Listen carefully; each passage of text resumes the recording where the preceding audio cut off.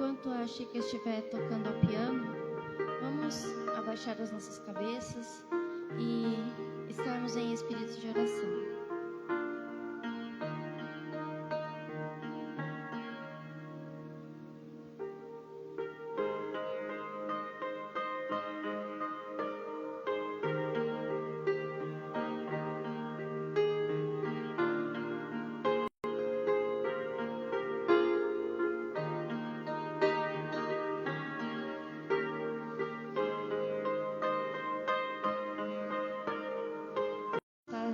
Aqui na casa do Senhor para podermos cultuá-lo. Pai querido, nós te damos graças, Senhor, por mais um momento em que nós estamos aqui na tua casa para te cultuar, ó Deus. Te pedimos, Senhor, que prepara o nosso coração, a nossa mente, ó Pai, para que possamos, ó Deus, ouvir a tua palavra, para que possamos, ó Deus, esquecer tudo que tem nos afligido lá fora, Pai, e nos voltarmos a Deus somente para Ti nesta noite, Pai. Para que possamos oferecer a Ti, Senhor, um verdadeiro culto de adoração, ó Pai. Pedimos, Senhor, que esteja conosco neste culto, com cada um que está aqui, que adentrou este templo, ó Pai, que o Senhor possa visitar nesta noite. Aqueles que estão a caminho, Senhor, que possa trazê-los em segurança. E aqueles que não puderam vir, ó Deus, que o Senhor possa estar visitando onde quer que estejam, Pai. Agradecemos ao Senhor por este momento em que podemos te servir, Senhor. Agradecemos, Senhor, porque temos o privilégio de estar aqui na tua casa, Pai. Essa é a minha oração de louvor e gratidão a Ti, em nome de Jesus. Amém. Os irmãos podem se assentar. Nós queremos agradecer a todos que puderam estar aqui nesta noite para, juntamente conosco, estarmos cultuando a Deus, adorando ao nosso Deus com a nossa igreja. Também aqueles que nos assistem, que o Senhor possa estar falando com vocês nesta noite. Nós vamos fazer uma leitura bíblica no Salmos 22. Nós vamos ler os versos de 1 a 3 e depois o verso 25 e 28.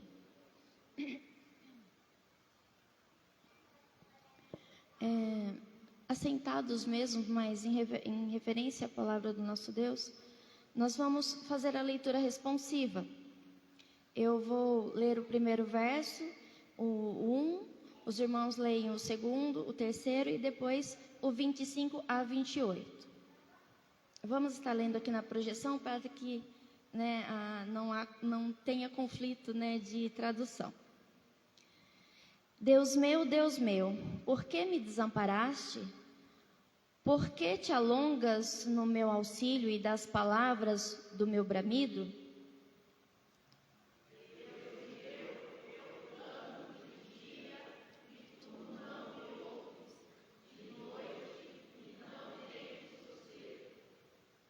Porém, tu és santo, tu que habitas entre os louvores de Israel.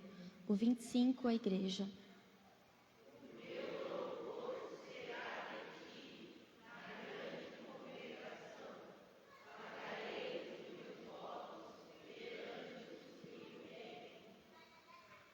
Os mansos comerão e se fartarão, louvarão ao Senhor os que o buscam, o vosso coração viverá eternamente.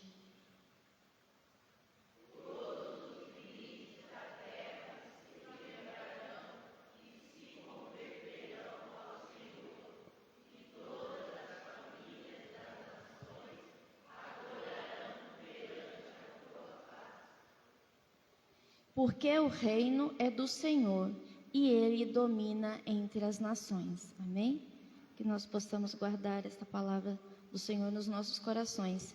Neste momento eu convido a irmã Rose, a Chica já está no piano, para que possamos adorar ao Senhor com o hino de número 60.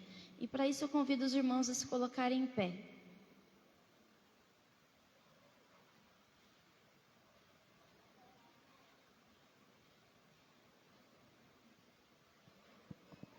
Boa noite, igreja. Vamos cantar com bastante alegria.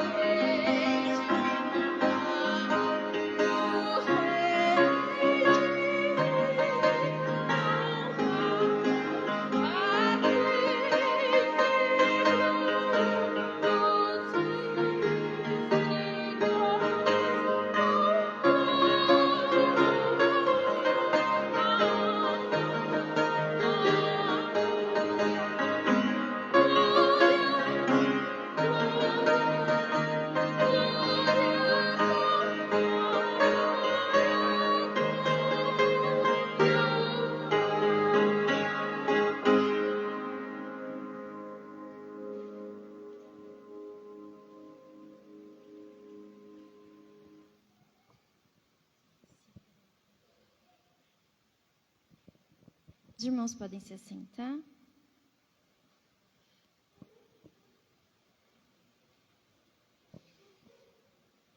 Nós vamos agora conhecer os nossos visitantes.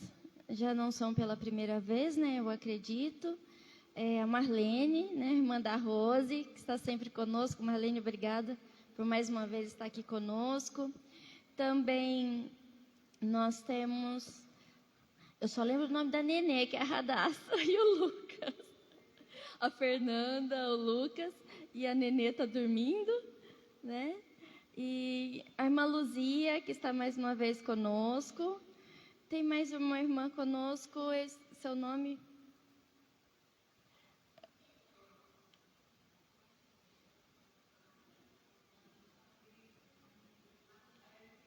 Marli, seja bem-vinda. Também um casal que está aqui conosco. Gente, eu sou muito ruim de nome, vocês me perdoam. Vânia, Vando e Miguel. Sejam bem-vindos. Também tem uma, junto com a irmã Sueli,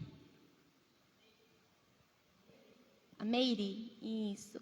Sejam muito bem-vindos. Tem mais alguém que eu não vi? Acredito que não.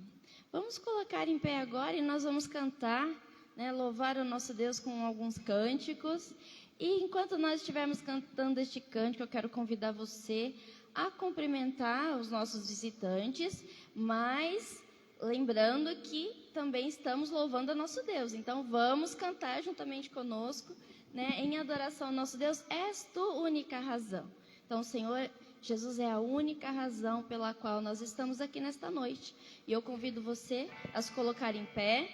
Dê um abraço nos nossos visitantes. Dê um abraço na Lani. Cadê a Lani? Está fazendo mais um ano de vida hoje. Ela está aí? Cadê a Lani? Ela está aqui. É que ela senta lá, né? A gente já vai na referência aqui. Lani, que Deus te abençoe, querida. Mas você é uma bênção para nós, viu? Então vamos cantar És tu única razão.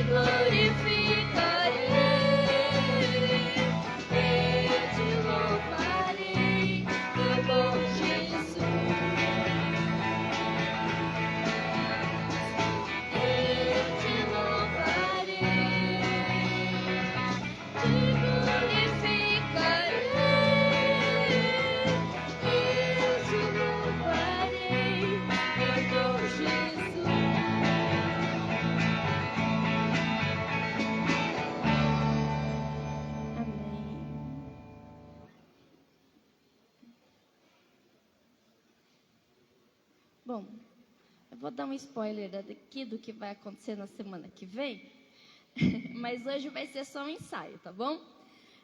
No dia 31 de outubro, o que a gente comemora? Não é o Dia das Bruxas, gente, pelo amor de Deus. O que a gente comemora dia 31 de outubro? Reforma Protestante. E esse ano nós vamos completar 508 anos. E nós vamos cantar agora um hino, que é o Castelo Forte. Os irmãos prestem atenção na letra, porque ele não está igual ao cantor que a gente canta, tá? A letra é um pouquinho diferente. E este hino, quem escreveu foi Martinho Lutero, né, no século XVI. E nós somos gratos a Deus, né, por esses homens, por essas mulheres que deram a sua vida, né, por amor a Cristo. E nós vamos cantar então este hino, Castelo Forte. E no domingo, hoje vai ser um ensaio, e no domingo que vem nós vamos cantá-lo novamente, tá bom? Então vamos... coloquem a primeira parte, por favor. Isso. Porque aí a gente já vai... né, entra rapidinho. Então vamos ver.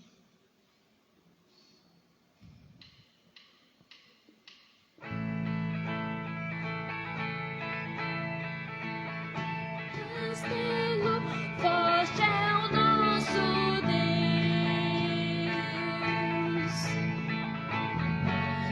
escudo e boa espada, com seu poder defende os céus, a sua igreja amada.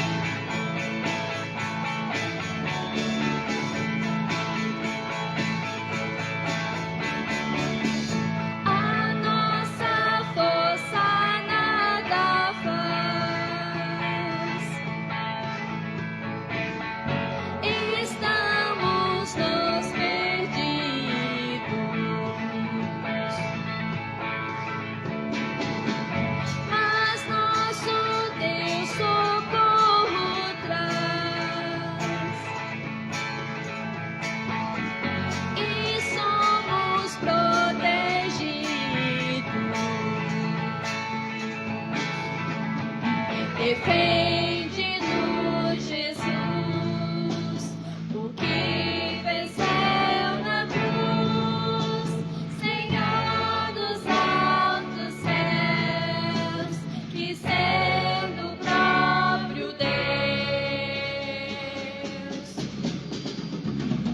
triunfa na batalha.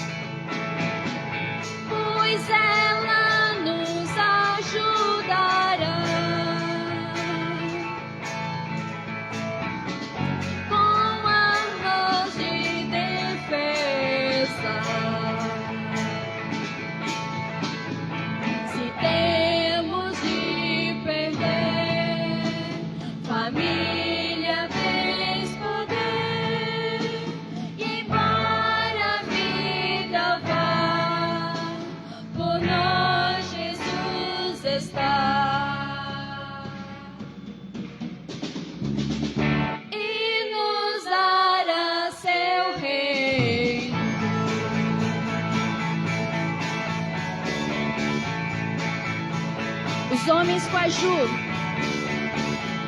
E as mulheres comigo.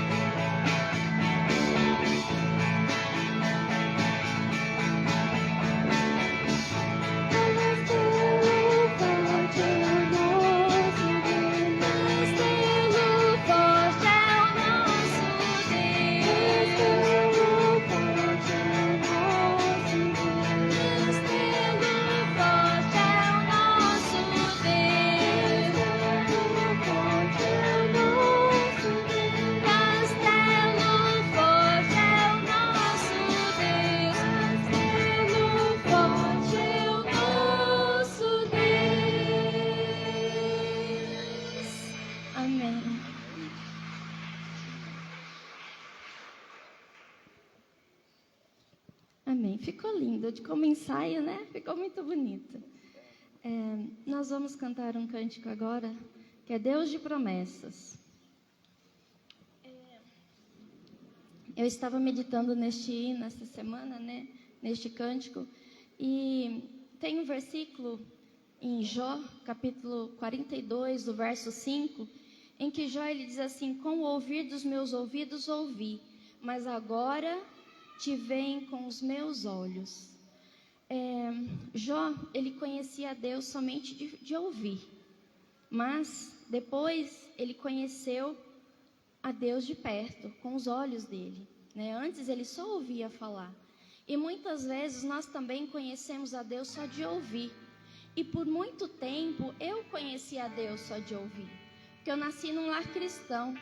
Então, desde pequenininha eu ouvi desse Deus, eu ouvi das maravilhas que Ele faz, né? Eu ouvi do que Cristo fez por mim, mas eu não havia tido uma experiência com Ele. E durante muito tempo, né, eu fiquei conhecendo a Deus só de ouvir.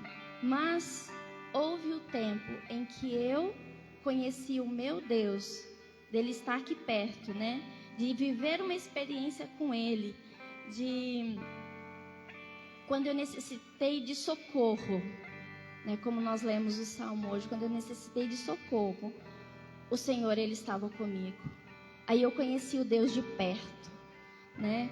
E este hino, ele fala, né, os olhos do Senhor estão atentos, Ele permanece em nós, mas nós precisamos buscá-lo para conhecermos Ele de perto, né? E Ele é Deus de perto e não de longe, embora Ele seja onipresente, né? Ele está em todos os lugares, mas Ele é um Deus de perto, né? Então vamos cantar esta canção. O Senhor, Ele é um Deus de aliança, Ele é um Deus de promessa, Ele não mente, Ele não é homem para mentir, né? E Ele é fiel, e o mesmo Deus de Jó é o nosso Deus, porque Ele não muda.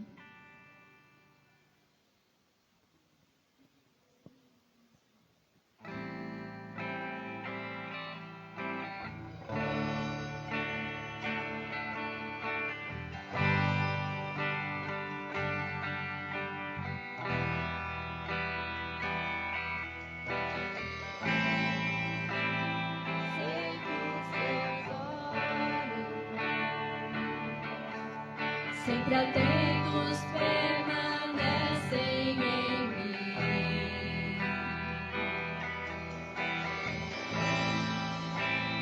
e os teus ouvidos estão sensíveis para ouvir meu clamor. Posso até chorar, mas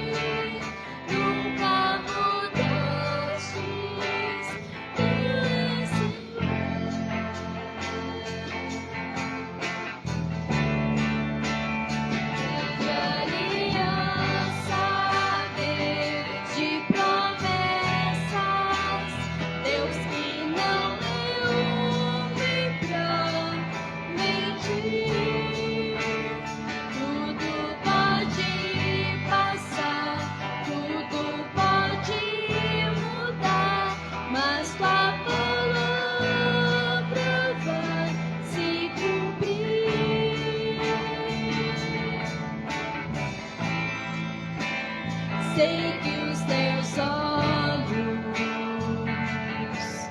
sempre atentos, permanecem em mim.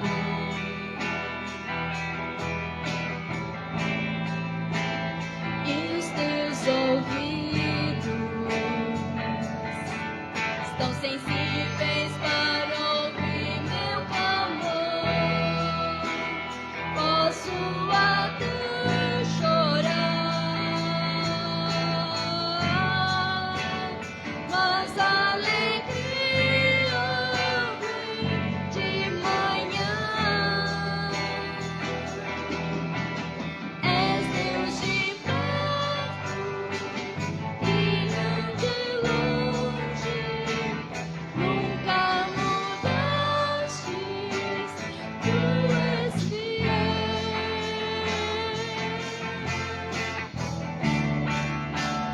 Deus de aliança, Deus de promessas, Deus que não é homem pra mentir. Tudo pode passar, tudo pode mudar, mas tua palavra vai se cumprir. Posso enfrentar o que for, eu sei quem luta por mim. Seus planos não podem ser frustrados. Minha esperança está nas mãos do grande eu sou. Meus olhos vão ver o impossível acontecer.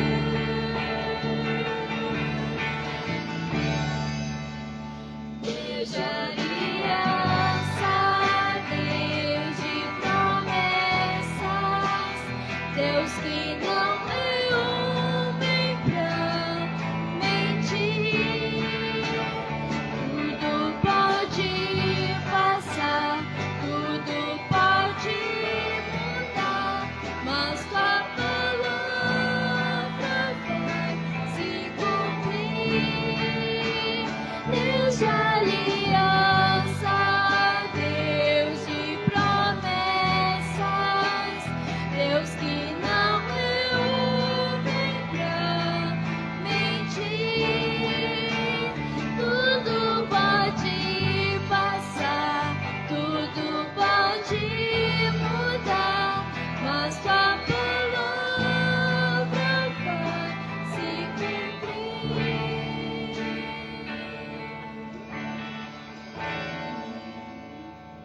Nós vamos cantar mais um cântico que é Quão Grande é o Meu Deus.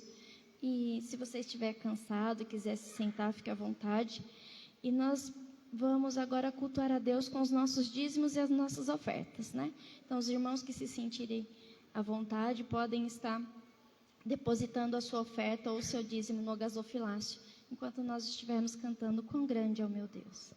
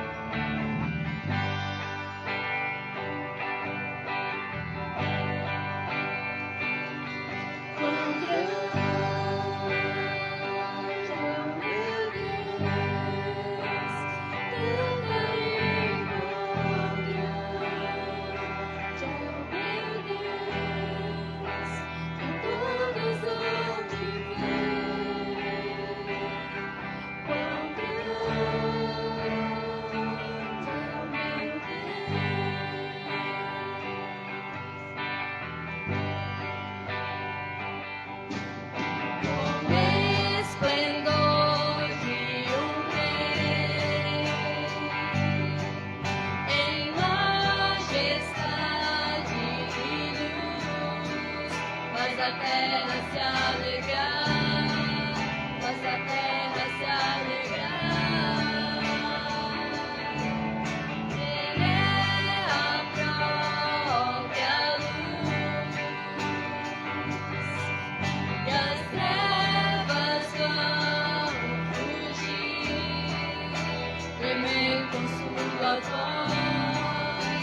tremer com sua voz. Quão grande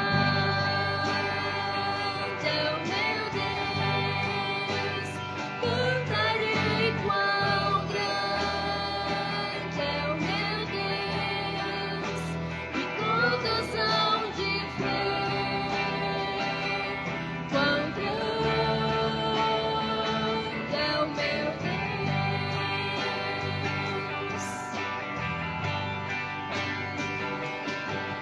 Por gerações Ele é, o tempo está entre as mãos, o começo e o fim, o começo e o fim. São somente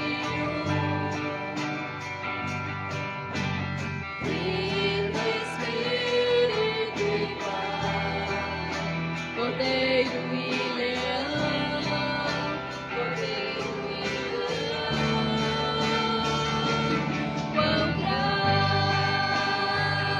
é o meu Deus, cantarei quão grande é o meu Deus, e todos hão de ver quão grande é o meu Deus.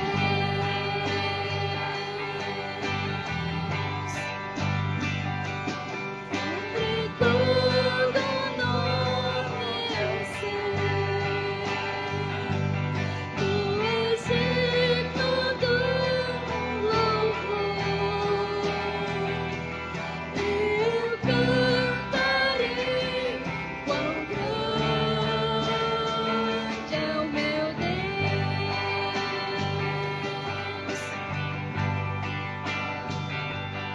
quão grande é o meu Deus.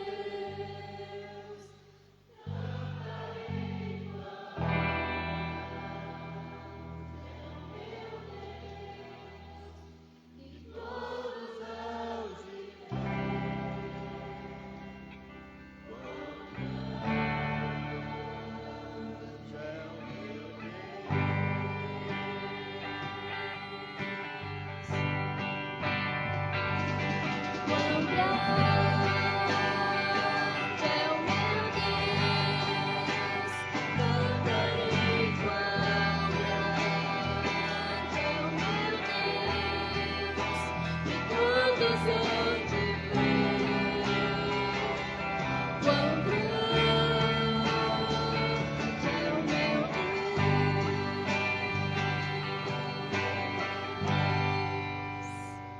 Amém. Os irmãos podem se assentar.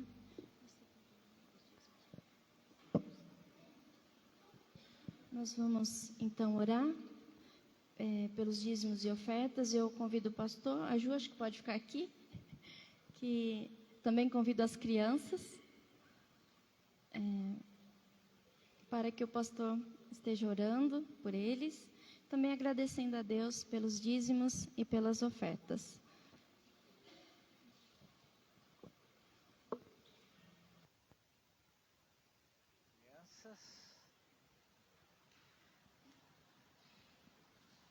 Graça e paz.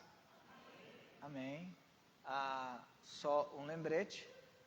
A partir de domingo que vem, então, somente crianças até 6 anos, fez 7 anos, fica no templo para aprender a adorar junto com os adultos, excetuando, claro, crianças com necessidades especiais, e aí a gente verifica esses casos.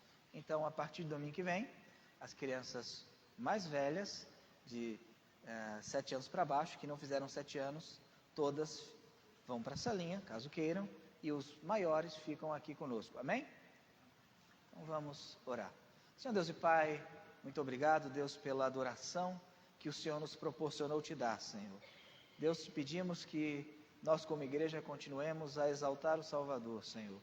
Continuemos, Senhor, a discipular e a capacitar, Senhor, os teus discípulos e a evangelizar aqueles que estão perdidos, Senhor. Também te louvamos pela vida dessas crianças, Senhor. Que o Senhor continue a colocar a sementinha do Evangelho em seus corações, que elas possam crescer, Deus, e no tempo certo, confessar publicamente a fé em Ti, por meio do batismo. Também te peço pela vida da irmã Maria Júlia, que o Senhor a capacite, para que ela possa Te servir, servindo essas crianças.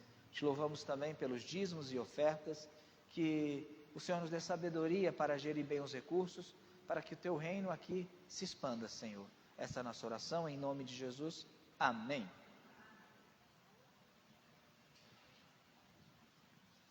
Amém.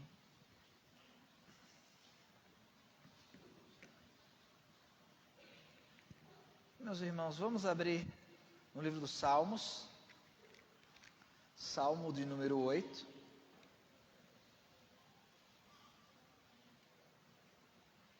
Salmo de número 8, versos 5 ao 9, nós estamos trabalhando a exposição dos Salmos. Domingo que vem vai ter uma pequena interrupção, porque nós vamos pregar somente a graça, somente a fé, somente Cristo, somente a Escritura, somente Deus a glória, né? Devido aos 508 anos da Reforma Protestante. E vamos continuar até o final de novembro, expondo Cristo nos Salmos, para que nós aprendamos a ler Cristo no Antigo Testamento. Então hoje nós vamos ler Salmo de número 8, do verso 5 ao 9, a humilhação e a exaltação de Cristo. Assim diz a palavra do Senhor. Pois pouco menor o fizeste do que os anjos, e de glória e de honra o coroaste. Fazes com que ele tenha domínio sobre as obras das tuas mãos, tudo puseste debaixo dos seus pés, todas as ovelhas e bois, assim como os animais do campo, as aves dos céus e os peixes do mar, e tudo passa pelas veredas dos mares. Ó Senhor, Senhor nosso, quão admirável é o teu nome sobre toda a terra. Vamos orar.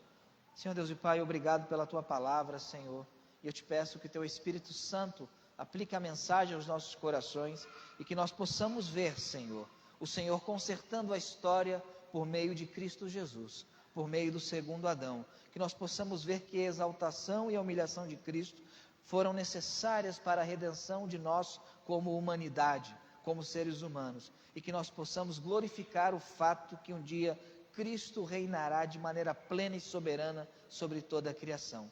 Também oro por mim, Deus, pedindo que tudo que eu falar nesta noite seja extraído do teu texto sagrado. Essa é a minha oração, em nome de Jesus. Amém. Eu esqueci de pedir para os irmãos ficarem de pé na hora, então domingo que vem eu vou ler um trecho mais longo para compensar, para que vocês fiquem mais tempo de pé. Amém? Então, a humilhação e exaltação de Cristo. A Bíblia, na verdade, é Deus consertando a bagunça iniciada na queda.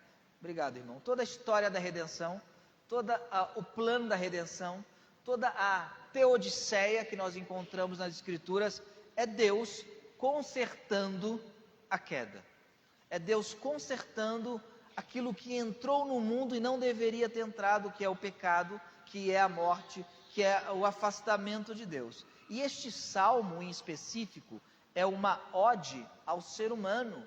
É um dos raros salmos onde ele louva um aspecto da criação, e aqui não é a criação dos céus ou da terra. Ele louva aqui o próprio ser humano, no sentido de criação de Deus. Ele fala no verso 4, qual é o homem mortal para que te lembres dele, e o filho do homem para que o visite. Aí então tem um contraste, que ele fala que, embora o ser humano foi feito um pouco menor do que os anjos, Deus o coroaria de glória e de honra.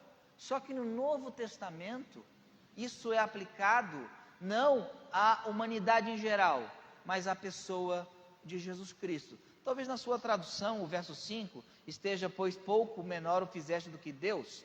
Porém, todavia, entretanto, o autor de Hebreus, ele, ao citar esse texto, ele usa a expressão anjos. Ali o texto hebraico é Elohim. Elohim pode ser deuses, juízes, Deus, anjos. Então ele está dizendo o seguinte, que ele fez o homem um pouco menor do que os anjos. Mas o Novo Testamento lê esse salmo com referência a Cristo. Vamos abrir em Hebreus, capítulo 2, versículo 6. Hebreus 2, 6.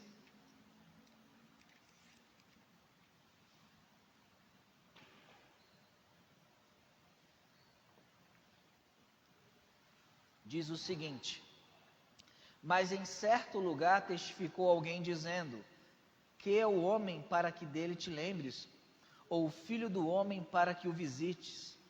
Tu o fizeste um pouco menor do que os anjos, de glória e de honra o coroaste, e constituíste sobre as obras das tuas mãos, todas as coisas lhe sujeitaste debaixo dos seus pés.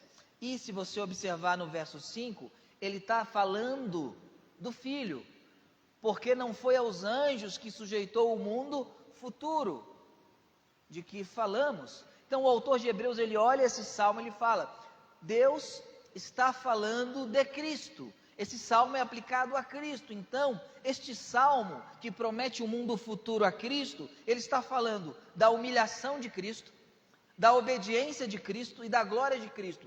E tanto a humilhação como a obediência de Cristo foram fundamentais para a redenção da humanidade, para a redenção dos homens e mulheres arrependidos. Deus, ele conserta o mundo por meio de Cristo, por meio do segundo Adão. E é isso que o autor de Hebreus está dizendo. E essa é a interpretação autorizada do Salmo. Por quê? Porque o Espírito Santo, ao interpretar o Salmo que ele mesmo escreveu, entendeu dessa maneira. Então, voltando a Salmo de número 8, nós vamos ver então o primeiro aspecto, que é a humilhação de Cristo.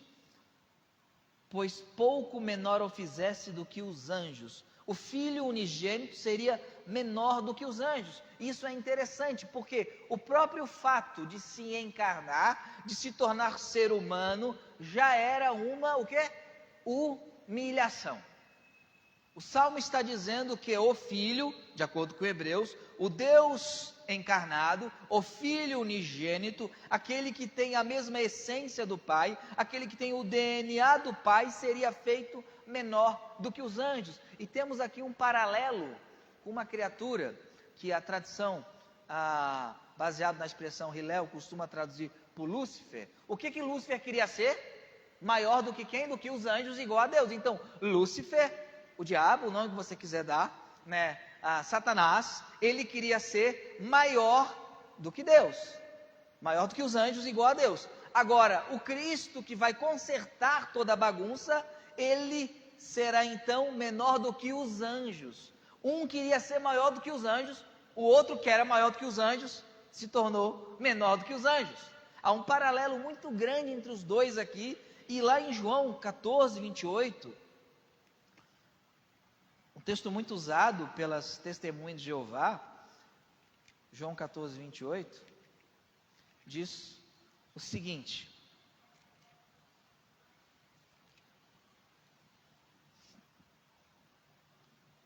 ouvistes que eu vos disse, vou e venho para vós, se me amasseis, certamente exultaríeis, porque eu disse, vou para o Pai, porque o Pai é maior do que eu. Só que Jesus também disse, em João 17,3, devolve para a minha glória que eu tinha contigo antes que o mundo existisse. Então, em que sentido Jesus Cristo é menor do que o Pai?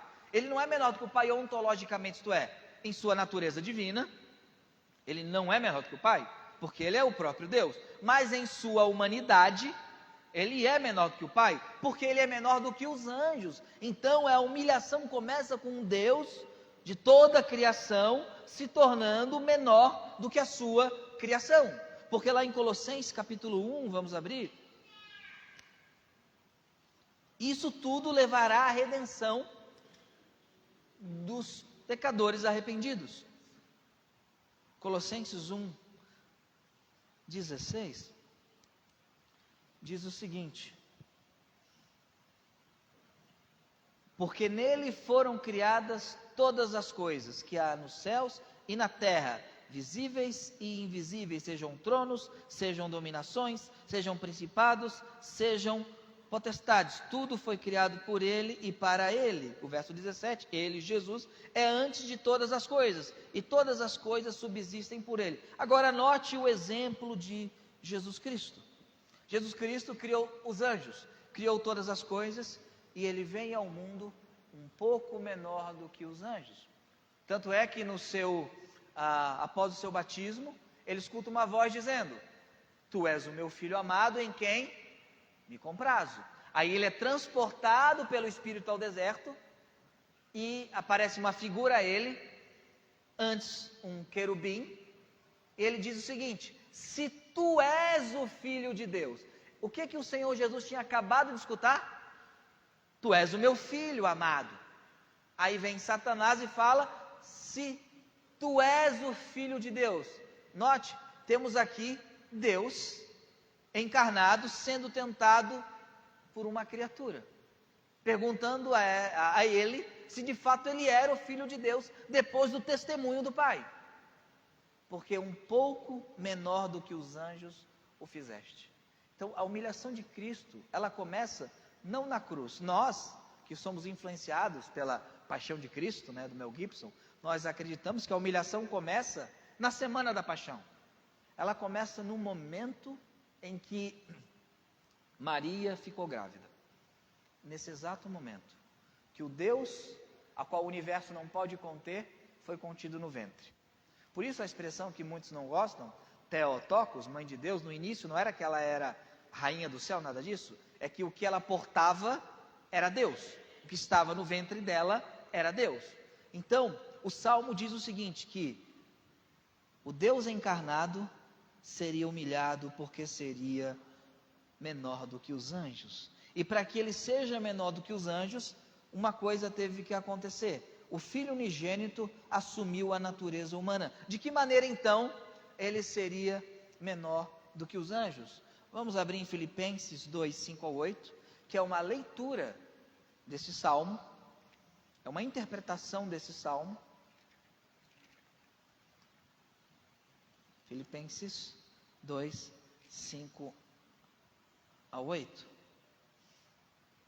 De sorte que haja em vós o mesmo sentimento que houve também em Cristo Jesus, que sendo em forma de Deus, não teve por usurpação ser igual a Deus, isto é, ele sendo Deus, não era um roubo ele continuar exatamente na sua forma de Deus, porque ele era o quê? Deus, não era uma usurpação dele ser Deus, ele tinha o direito de andar, de caminhar, de agir como Deus, mas ele não se apegou a isso. Versículo 7, mas a si mesmo fez de nenhuma reputação, tomando a forma de servo, fazendo-se semelhante aos homens, e achado na forma de homem, humilhou-se a si mesmo, sendo obediente até a morte, e morte de cruz. Note bem o que diz o texto. O verbo assumiria a forma humana, porém, o verbo não estava roubando nada de Deus se ele continuasse somente com a sua natureza divina, mas ele adiciona em si a natureza humana. E tem uma expressão que eu acho que é do C.S. Lewis, que ele diz o seguinte: Jesus Cristo foi tão humano que só podia ser Deus, né? E é interessante que no mundo onde os homens querem ser deuses, Deus quis ser homem. Isso é bem interessante, que haja em vós o mesmo sentimento que houve também em Cristo Jesus. Jesus Cristo não se preocupou com a sua reputação. Imagina só, você é o melhor na sua área, vamos fazer uma comparação, você é o Lewis Hamilton, você se aposentou e você quer ver um GP, um grande prêmio, aí alguém pede a credencial para você. Você fala, que absurdo, eu sou o maior campeão da história desse esporte, como você pede a credencial para mim? Por quê? Porque ele não iria se rebaixar para ter que dar uma credencial, porque naquela área ele é um dos maiores. Aí você vem o Deus Criador, e esse Deus Criador se faz homem, adiciona a humanidade, verdadeiramente Deus, verdadeiramente homem, e esse Deus Criador é julgado por pecadores, um pouco menor do que os anjos. O homem é um pouco menor do que os anjos. Esse Deus Criador, ele é chicoteado. Esse Deus Criador é mandado calar a boca pelo sumo sacerdote, que em tese é o empregado dele, que a função do sumo sacerdote é servir a Deus. Então, Caifás era empregado de Jesus, na verdade. Por isso que Filipenses, ao ler a vida de Cristo, e eu tenho certeza que na mente de Paulo, isso estava ecoando o Salmo 8, aquele que se fez um pouco menor do que os anjos. E o que significava ser um pouco menor do que os anjos? Não é ser um semideus, como dos mitos, é se tornar verdadeiramente homem. E um homem que não apenas se tornou homem, mas ele tomou a forma de servo. Spurgeon diz o seguinte: eu não ousaria usar uma coroa de ouro na mesma terra em que o meu Senhor usou uma coroa de espinho. Eu não ousaria fazer isso. Ele poderia, como Deus encarnado, ter nascido no mais belo palácio de todos. Aliás, era isso que os judeus esperavam. Como que o Messias, o descendente de Davi, vai chegar? Vai chegar poderoso, pomposo. Ele nasce numa manjedoura, cercado de animais, cercado de pobreza. Ele não conseguiu nem vaga no hotel. Nem vaga ele conseguiu. E Deus sabia que não teria vaga. Por quê? Fez a si mesmo de nenhuma reputação. Eu imagino a cena no céu, os anjos, né, vendo aquilo, os anjos não são oniscientes, e vendo ele nascer onde nasceu, não ter vaga para ele nascer, os anjos, meu Deus, eles não sabem quem está ali não, né? Vai dar problema isso daí. Por quê? Porque o Filho unigênito assumiu a natureza humana. E por que ele fez isso? Quando houve a queda, e por isso que eu digo que a Bíblia é Deus consertando aquilo que deu errado, aquilo que nós estragamos. Quando houve a queda, o homem caiu. Mas o que quer dizer o homem caiu? Tem uma doutrina chamada depravação total, que ela é bíblica. Calvinistas, não calvinistas, arminianos concordam com isso. Quem discorda disso é pelagiano, ou semi-pelagiano. O que ela quer dizer? Que todo aspecto do ser humano foi manchado. Por exemplo, o ser humano é inteligente? É, mas ele pode fazer a bomba atômica. Manchado pelo pecado. O ser humano é criativo para fazer música? É, mas pode criar letras promíscuas. O ser humano, ele tem emoções como a voluntariedade, como ajuda ao próximo, como a misericórdia. A gente vê uma catástrofe, o povo se unindo, fala, nossa, que coisa linda. Mas é o mesmo ser humano que mata o seu semelhante. Então, cada aspecto do nosso ser foi manchado pelo pecado. As nossas emoções, a nossa criatividade, a nossa espiritualidade, tudo foi manchado pelo pecado. O nosso corpo caiu na queda. Nós ficamos doentes. A nossa alma caiu na queda. A nossa razão caiu na queda. E Cristo, quando vem, ele assume então um corpo humano, uma alma humana, uma mente racional. Ele assume isto. Ele não é apenas Deus utilizando um avatar. Ele é Deus que assumiu a sua humanidade. Assumiu ser homem, completamente homem. Uma alma racional, uma alma humana, um corpo humano e uma vontade humana. João Crisóstomo fala o seguinte: o que ele não assumiu, ele não redimiu. Quer dizer, Gregório Nazianzo fala isso. O que ele não assumiu, ele não redimiu. Então ele assumiu toda a natureza humana, mas sem pecado, para redimir a sua alma, mas para redimir o seu corpo, mas para redimir a sua vontade, para redimir a sua criatividade, para redimir as suas emoções. Ele assume tudo o que é do homem nele. E a gente vê que ele tem uma vontade humana. Lucas 22, 42. Então, quando ele se faz homem, não é que ele possuiu um corpo humano. Isso seria docetismo, uma heresia. Lucas 22, 42. Deixa eu abrir aqui.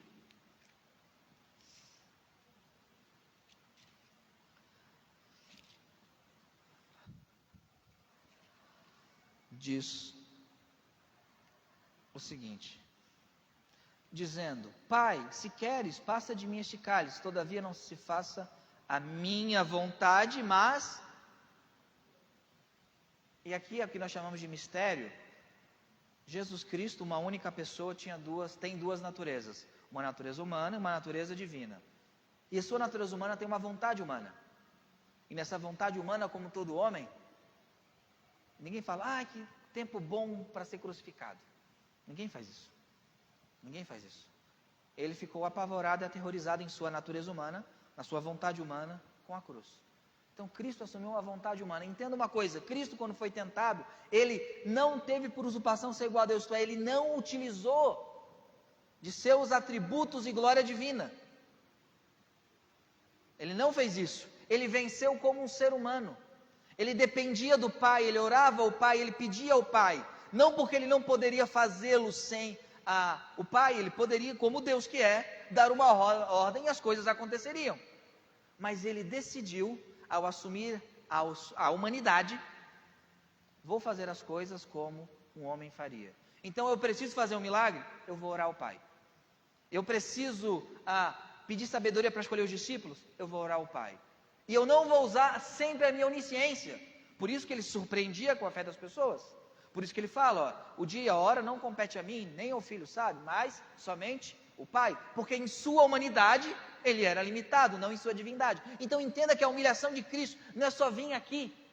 É você ser o super-homem e não poder usar seus poderes. É você ser o Usain Bolt e correr 100 metros com a perna amarrada. Foi isso que ele fez. Mas ele venceu.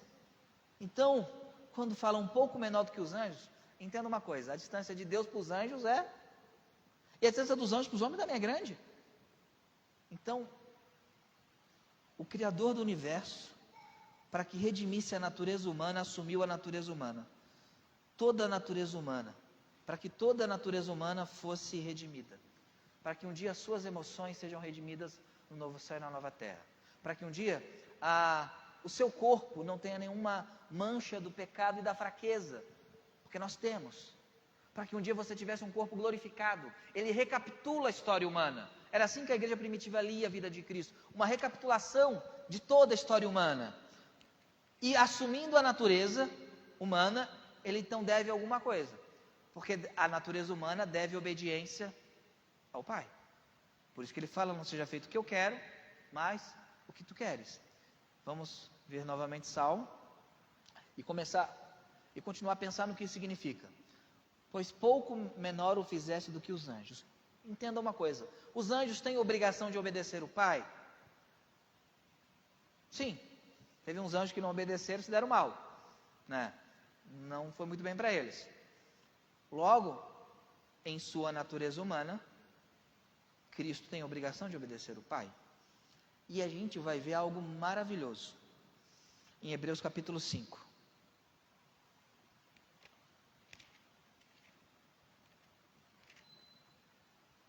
Versículos 8 e 9.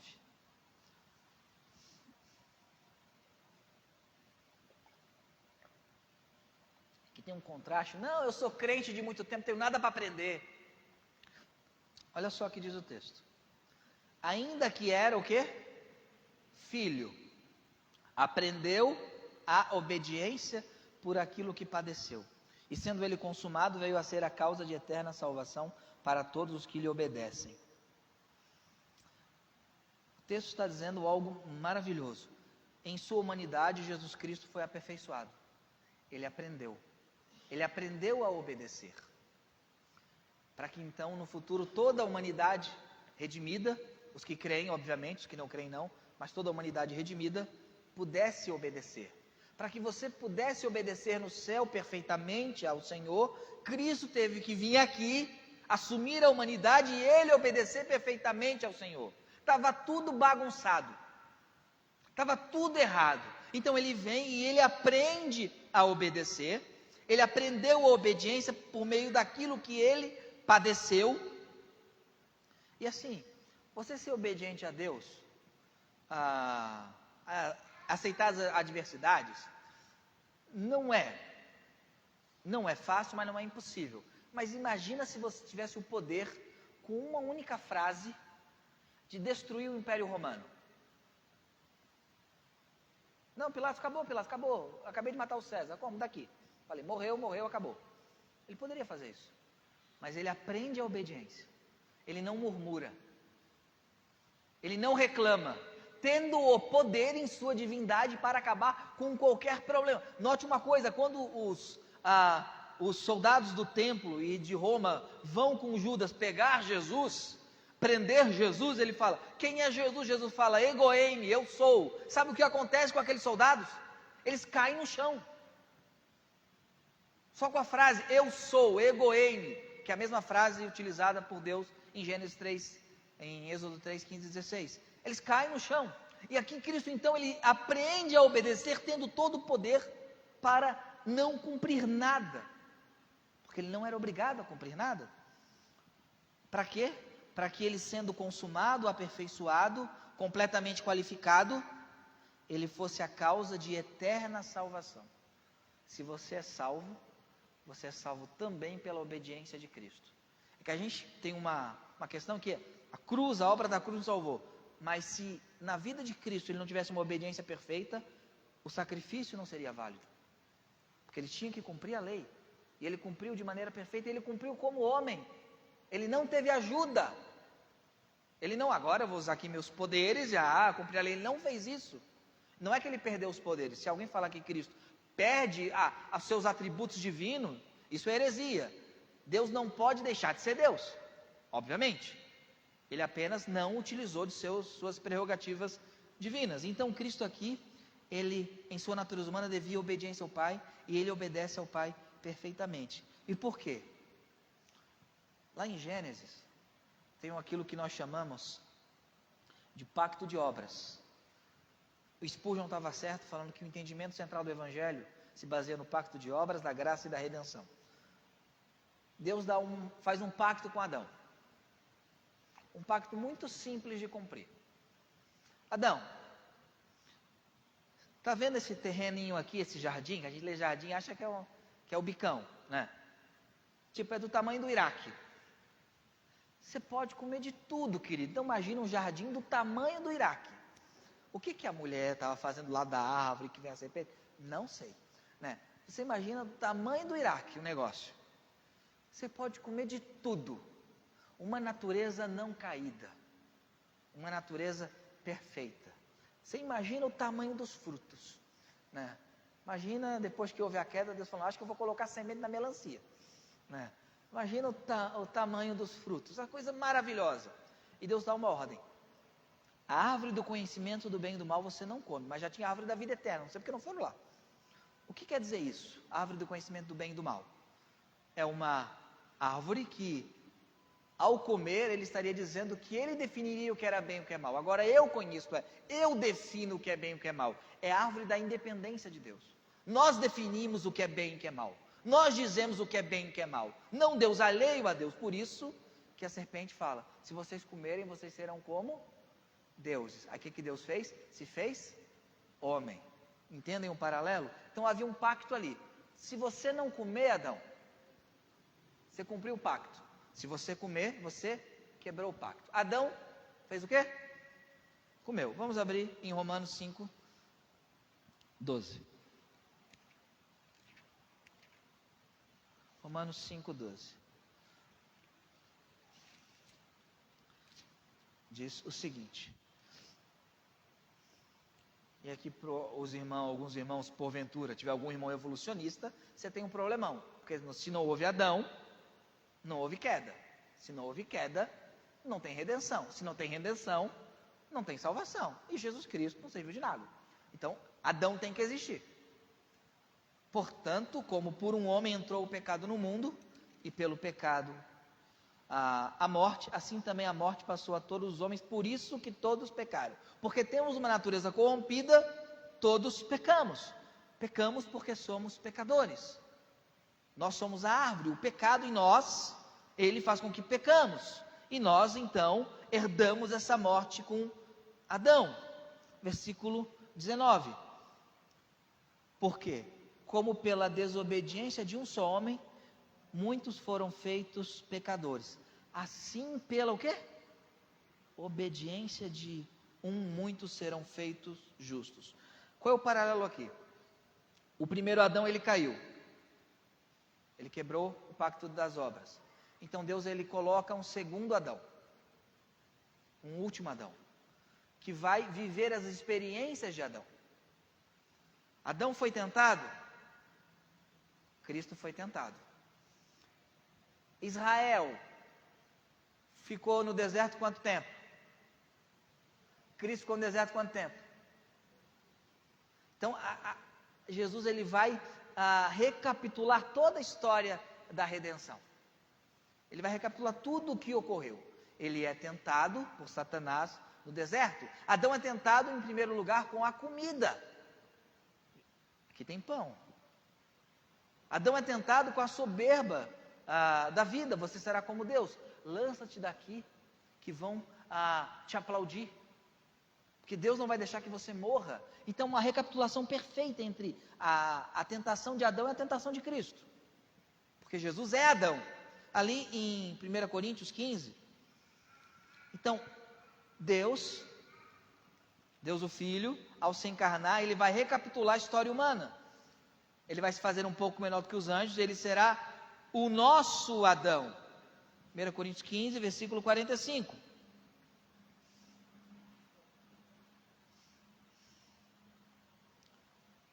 Assim também está escrito: o primeiro homem, Adão, foi feito alma vivente.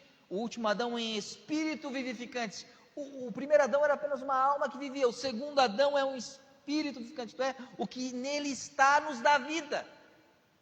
Versículo 47. O primeiro homem da terra é, o segundo homem, o Senhor é do céu.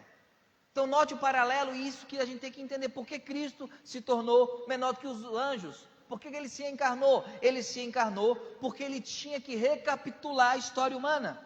Ele tinha que cumprir o pacto de obras no nosso lugar. Ele tinha que obedecer no nosso lugar. A lei tinha que ser satisfeita. Então Cristo vem e obedece ao Senhor. Por isso que ele se fez um pouco menor do que os anjos. Porque aquilo que Deus criou tem que ser consertado. Tem que ser arrumado. E você está em duas pessoas. Uma das duas você está. Ou você está no primeiro Adão, ou você está no segundo Adão. Ou você está em um ou está em outro. Ou o primeiro Adão é teu representante. Não é representante muito bom, convenhamos. Hoje não é muito bom. Foi o melhor possível na época, mas ele caiu. Ou você está no segundo Adão. Como é que você se identifica com o primeiro Adão? É muito difícil, é só pecar. Quando você peca, você está dizendo o seguinte: eu estou igualzinho a ele. Como é que se identifica com o segundo Adão? Crendo no segundo Adão. Confiando no sacrifício do segundo Adão, na pessoa do segundo Adão.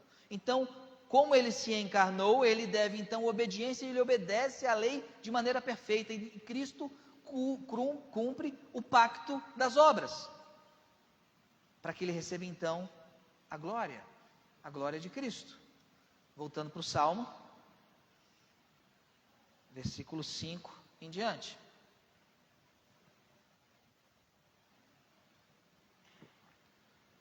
Salmo número 8, versículo 5. Pois pouco menor o fizeste do que os anjos, e de glória e de honra o coroaste. Imagina, irmãos, se Adão não tivesse caído. Quem seria coroado de glória e de honra? Quem dominaria todas as coisas? Foi dado a Adão isso. Seriam os seres humanos. Só que nós caímos. Nós erramos. Então, é prometido então a Cristo honra. A obediência de Cristo traz glória e honra a Cristo. A gente leu a primeira parte de Filipenses 2, 5 a 8. A gente leu aquela primeira parte. Mas aqui o texto fala que ele, esse ser, Jesus, que seria menor do que os anjos, mas ele receberia glória e de honra. Ele seria coroado. Vamos agora abrir em Filipenses novamente, capítulo 2, versículos 9 a 11. Então, Cristo vem, se faz menor do que os anjos, se torna homem, um homem perfeito, ele cumpre a lei de Deus, ele é o segundo Adão, ele nos representa, ele recapitula a história da humanidade, porque ele nasce sem pecado como Adão, né? Ele nasce sem pecado como Adão, ele é tentado no deserto, ele passa 40 dias no deserto, como Israel, e ao contrário de Israel, ele não adora um falso Deus no deserto, ele continua só servindo ao Senhor no deserto. Ele passa 3 dias e 3 noites na contagem judaica, não na nossa contagem, no seio da terra como Jonas. E ao terceiro dia ele ressuscita. E você for pegar o Antigo Testamento, várias vezes aparece a expressão e ao terceiro dia, e ao terceiro dia, e ao terceiro dia. Ele recapitula toda a história da salvação. Ele faz isso. E por isso que eu falo, se você lê o Antigo Testamento com uma visão cristocêntrica, você fica maravilhado. Fala, se esse negócio é invenção, o cara é melhor que o Shakespeare e que o Tolkien, tudo junto. Porque é maravilhoso. É tremendo. Ali em Filipenses capítulo 2, versículos 9 a 8. O versículo 8 termina com morte, morte de cruz. Ele foi feito um pouco menor do que os anjos, nisso ele morreu, para que fosse coroado de glória e honra. Agora, o que fala o verso 9 de Filipenses 2? Por isso, em razão disso, já que ele se fez homem, já que ele não teve por usurpação ser igual a Deus, já que ele fez a si mesmo de nenhuma reputação, já que ele foi obediente até a morte, morte de cruz, por isso, também Deus o exaltou soberanamente. Ele deu um nome que é sobre todo nome, para que ao nome de Jesus se dobre todo o joelho dos que estão nos céus, na terra e debaixo da terra, e toda língua confesse que Jesus Cristo é o Senhor, para a glória de Deus, o Pai. Aqui nós temos o que nós chamamos de o pacto da redenção. Já li aqui alguns trechos em outros domingos sobre isso, só vou recapitular. Deus, quando intentou na eternidade, aqui eu estou usando uma linguagem humana, uma linguagem de acomodação, criar o homem, Deus sabia que ia dar ruim, correto? Sabia. Então, Deus tem um diálogo consigo mesmo, o livro de Hebreus mostra isso. É o seguinte, você vai, eu vou te preparar um corpo, e Cristo fala, corpo me preparaste, estou aqui para fazer a tua vontade, ó Deus, porque sacrifícios e ofertas e sangue de touros e bodes tu não queres.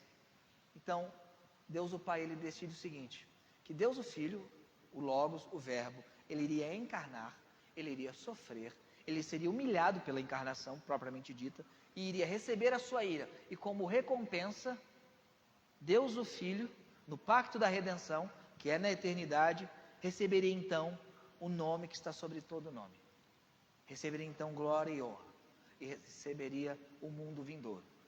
Isso foi o que nós chamamos de pacto da redenção. O Pai combinou com o Filho, o Espírito Santo estava lá entre eles, obviamente concordando com tudo.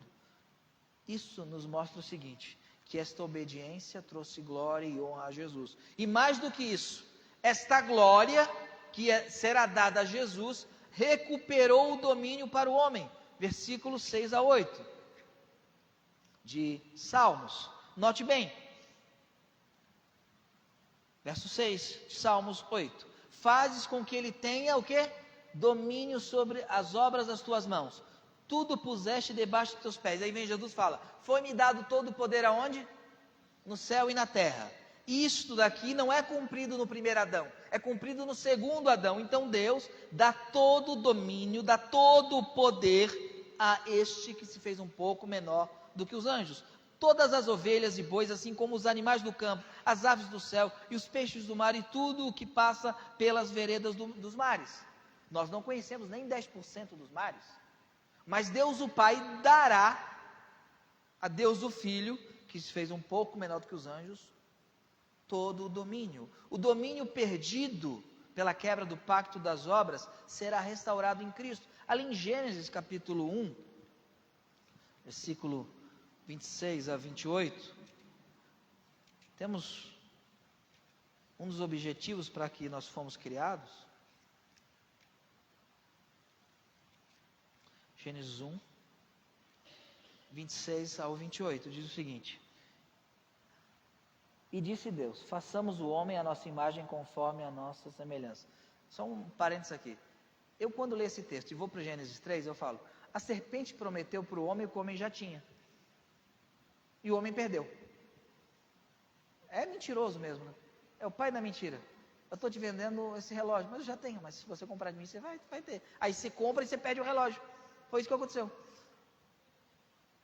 E domine sobre os peixes do mar, e sobre as aves dos céus, e sobre o gado, e sobre toda a terra, e sobre todo réptil que se move sobre a terra. E criou Deus o homem à sua imagem, a imagem de Deus o criou, homem e mulher o criou. E Deus os abençoou, e Deus lhe disse, frutificai-vos e multiplicai-vos, enchei a terra, sujeitai-a e dominai sobre os peixes do mar, e sobre as aves dos céus, e sobre todo animal que se move sobre a terra. É a mesma coisa que está nos Salmos. Agora, nós como seres humanos, nós dominamos perfeitamente a natureza?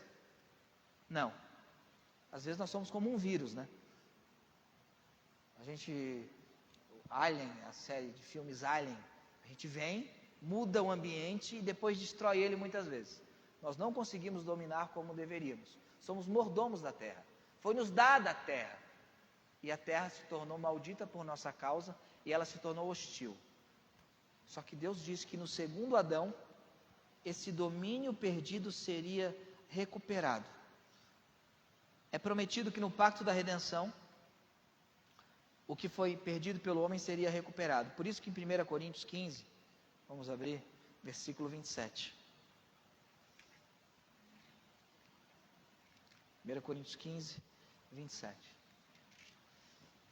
Irmãos, a redenção não é só, você vai ser salvo, você vai morrer e vai ficar no céu em cima de uma nuvem tocando harpa. Não é isso. É Deus consertando a história. É Deus trabalhando incansavelmente para consertar a história da humanidade. 1 Coríntios 15, 27. Porque todas as coisas sujeitou debaixo de seus pés. Mas, quando diz todas as coisas lhe estão sujeitas, claro que se excetua aquele que lhe sujeitou todas as coisas. Isto é, o pai não está sujeito ao filho, obviamente, mas todas as coisas seriam sujeitas. E a gente começa a entender isso, do que ele está dizendo, quando a gente lê Atos, capítulo 3, versículos 20 e 21. Porque é uma promessa que Cristo iria dominar sobre os peixes, sobre as aves, sobre as águas, sobre os bois, sobre as ovelhas. Logo, irmãos, não é para ficar tocando harpinha no céu. Não é para isso. Ali em Atos 3, versículo 20 e 21, diz o seguinte, o verso 19 fala do arrependimento, né? Agora o verso 20. E ele envie a Jesus Cristo, que já dantes vos foi pregado, a qual convém que o céu contenha até os tempos do quê? Da aniquilação, da destruição, Deus está consertando o que Ele criou no Éden. Se eu estivesse em uma Assembleia de Deus, cadeiras estariam voando. Estou numa igreja batista. Deus está consertando. Satanás não venceu.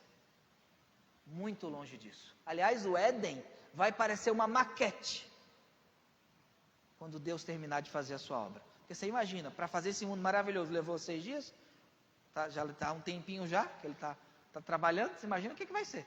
Né? Já está um tempinho. A restauração de todas as coisas.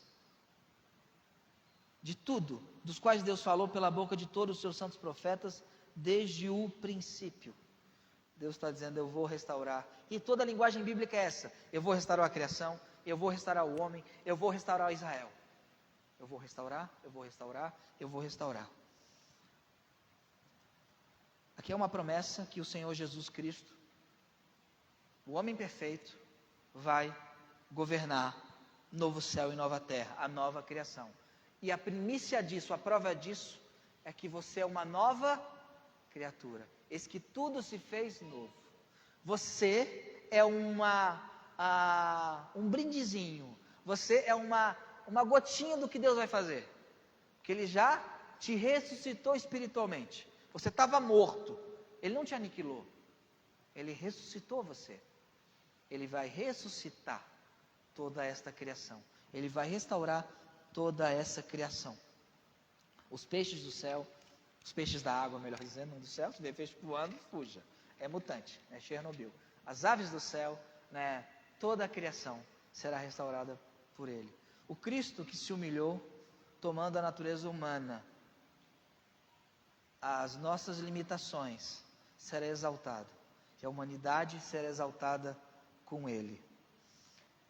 E quando eu leio a história da igreja, eu vejo, por exemplo, que nós perdemos de vista esse aspecto dessa recapitulação de Cristo. Nos tornamos tão egoístas que a salvação é individual, então o que importa é eu lá no céu, tocando harpa com Cristo, está bom.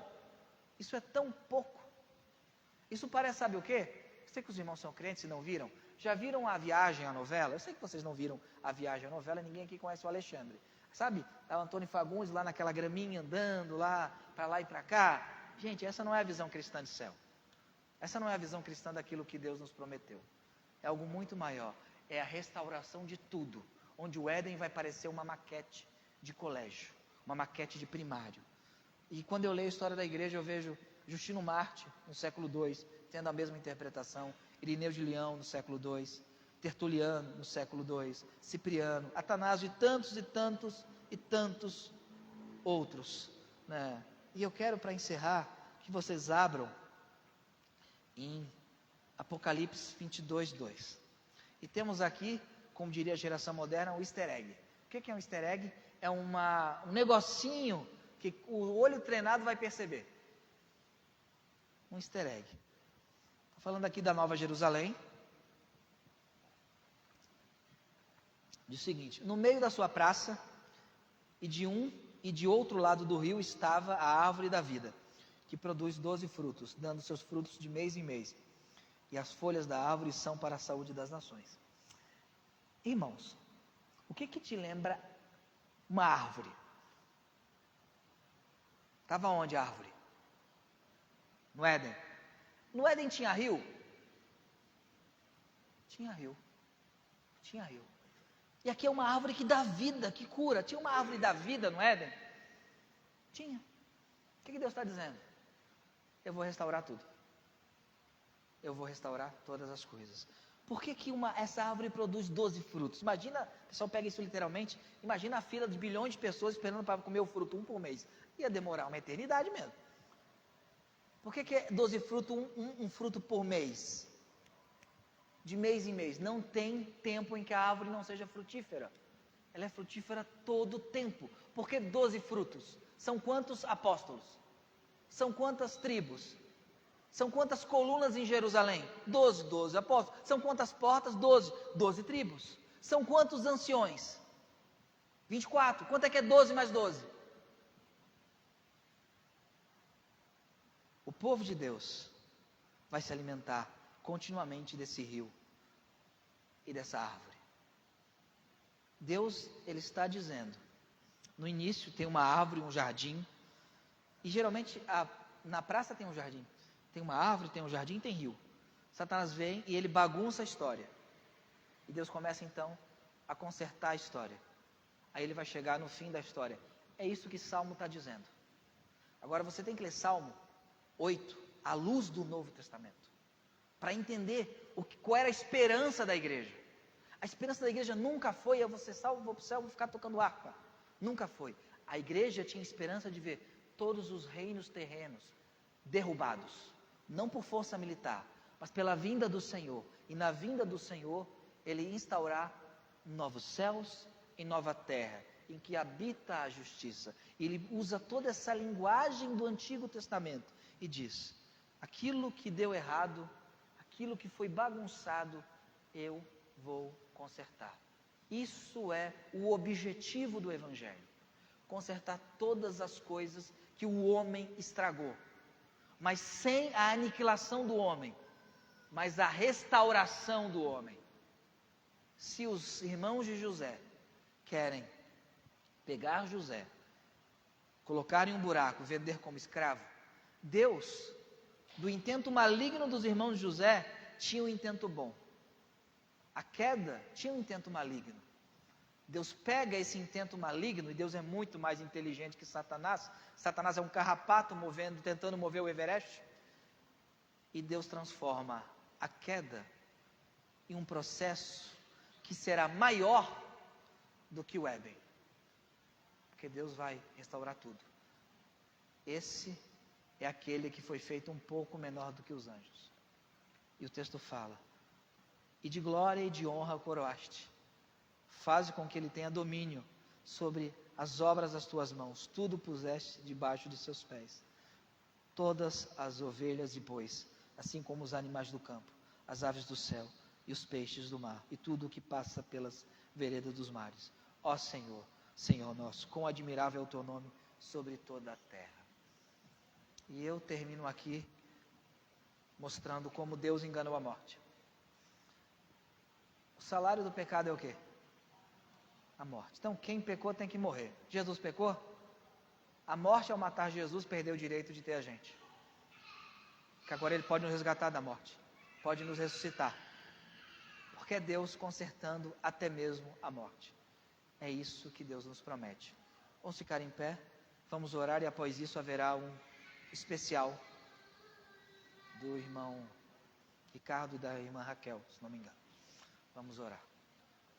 Senhor Deus e Pai, nós te louvamos pelo teu grandioso plano. Ó, quão insondáveis são os teus caminhos e teus juízos.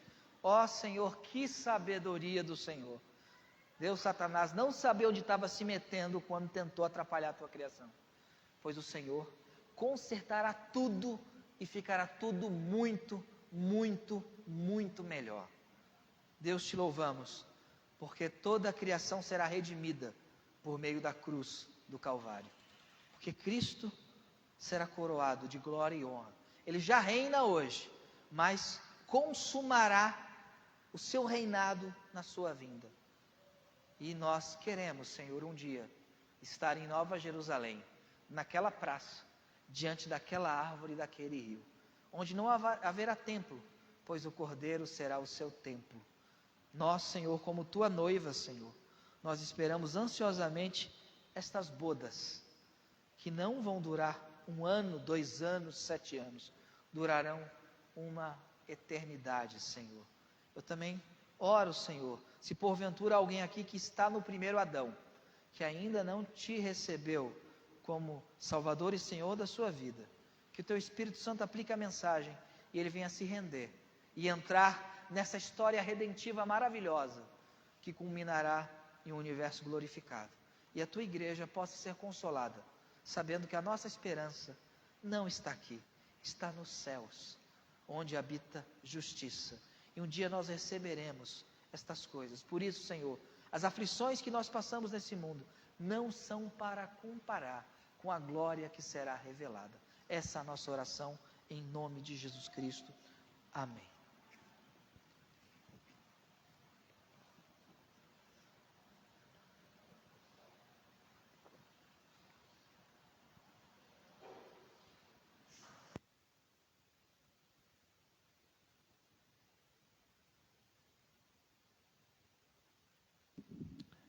Boa noite, irmãos, graças e paz, amém.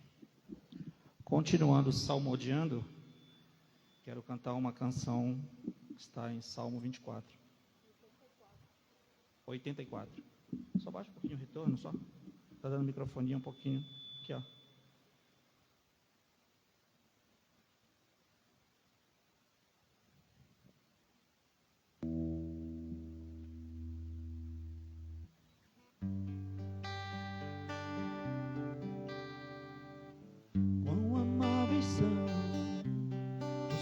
Tabernáculos, Senhor dos exércitos, a minha alma suspira e desfalece pelos teus átrios. O pardal encontra casa e a andorinha ninhos para si. Eu encontrei teus altares, Senhor, Rei meu e Deus meu. Eu encontrei teus altares, Senhor, Rei meu e Deus meu.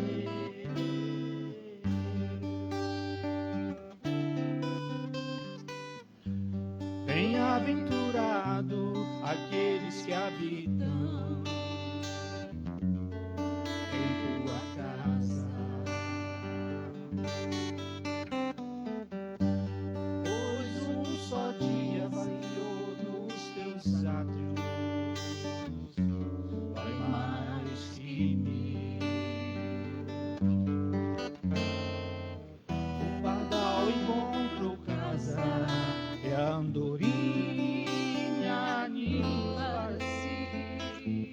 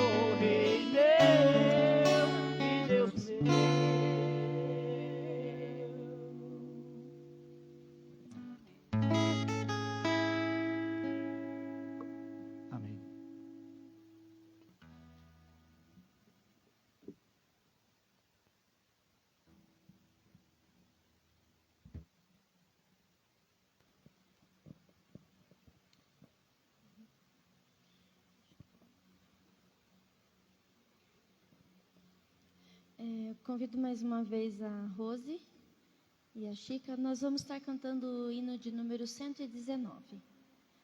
Vamos nos colocar em pé.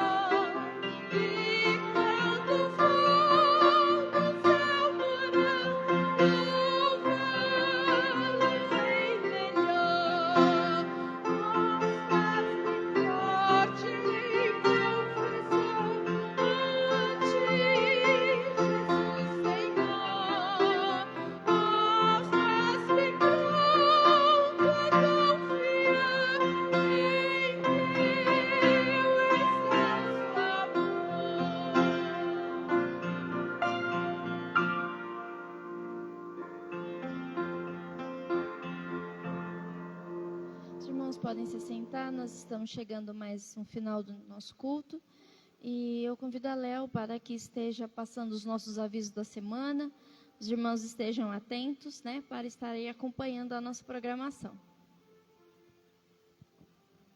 Boa noite, irmãos. Então aí, mais um sábado aí tranquilo, né? Vamos estar mais um sábado tranquilo aí em casa e a partir de novembro a nossa agenda volta, né? Com toda a atividade aí bem completinha. Então, o próximo sábado também nós não temos, né, programação aqui. Então, acho que todo mundo deu para dar uma boa descansada, né, para a gente pegar firme aí para o fim do ano. Assembleia, mais uma vez, dia 9, essa, né, assembleia para a eleição, né, dos cargos aqui do próximo ano de 2026. Então, por favor, irmãos, os irmãos estejam todos presentes na Assembleia do dia 9 de novembro, logo após a EBD. Teremos também no dia 14/12, isso é só para você deixar agendado aí. A Bíblia é importante para você? Como é que ela tem sido lá na sua casa? Ela faz alguma diferença?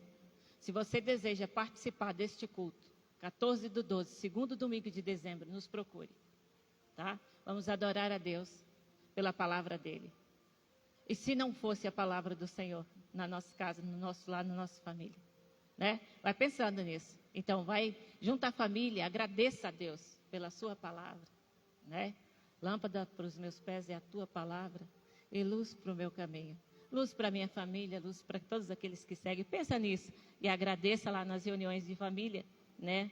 Pela palavra do Senhor. Também temos reunião de mulheres, dia 15. Reinicie seu coração. Às vezes a gente está precisando dar uma mexidinha nele, né?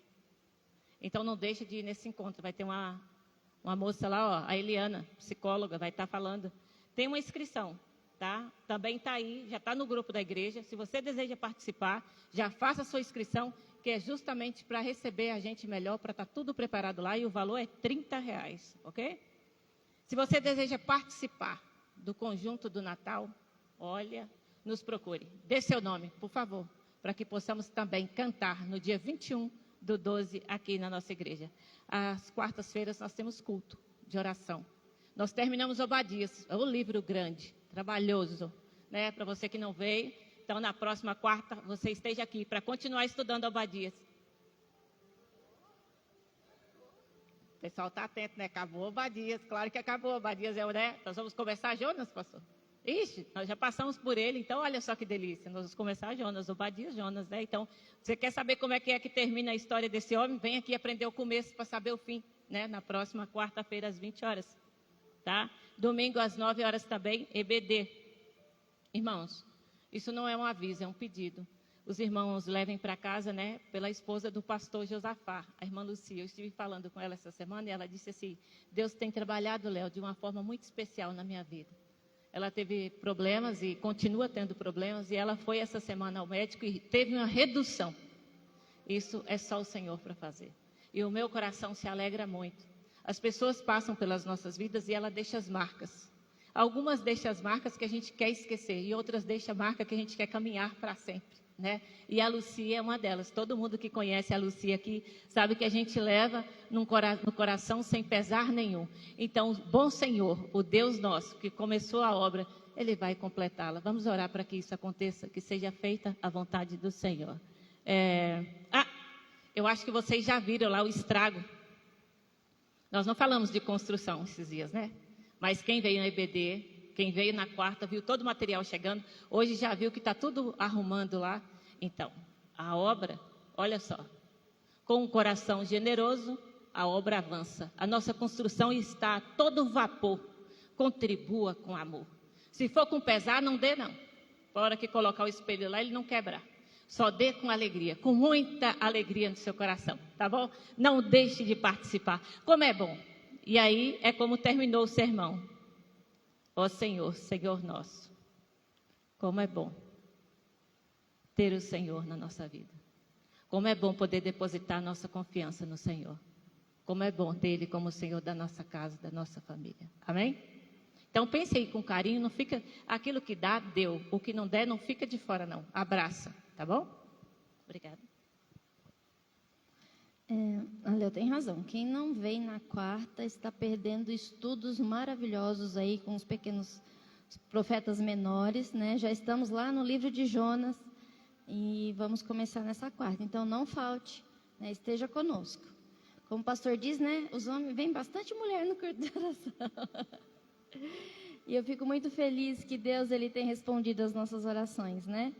Eu também falei com a Lucia essa semana e fiquei muito feliz quando ela disse, né, que ela não está com a redução dos... O médico ficou impressionado com a redução, né, dos nódulos. E vamos continuar orando. Aqui nós temos a oportunidade, né, na quarta-feira, de orar uns pelos outros. Né? Essa é a nossa missão, uma das nossas missões, orar uns pelos outros. Vamos agora... convido o pastor que esteja orando, impetrando a bênção, para que nós possamos encerrar o nosso culto nesta noite. Agradeço a todos que nos assistiram, todos que estiveram conosco através da internet. A você que está aqui nesta noite, muito obrigado, né, pela sua companhia. Que Deus possa estar te abençoando e te dando uma semana na presença do Senhor. Amém? E o pastor vai estar orando e com uma oração silenciosa nós estaremos encerrando o nosso culto nesta noite. Senhor Deus e Pai, nós te louvamos, Senhor, pelo privilégio que nos foi concedido de te cultuar, Senhor. Que o Senhor continue nos abençoando por graça e misericórdia, que nós possamos ser moldados dia a dia à imagem de Jesus, para que sejamos mais parecidos com o nosso Senhor. Que enquanto estivermos aqui nessa peregrinação, neste deserto, neste mundo, teu povo, novo Israel, Israel de Deus, Senhor, possa continuar sendo fiel a Ti, pois um dia estaremos em um mundo plenamente novo, restaurado, onde habita a justiça. Que a graça do Senhor Jesus Cristo, o amor de Deus, o nosso Pai, e a comunhão do seu Santo Espírito seja com todos vocês. Orando silenciosamente, a reunião está encerrada.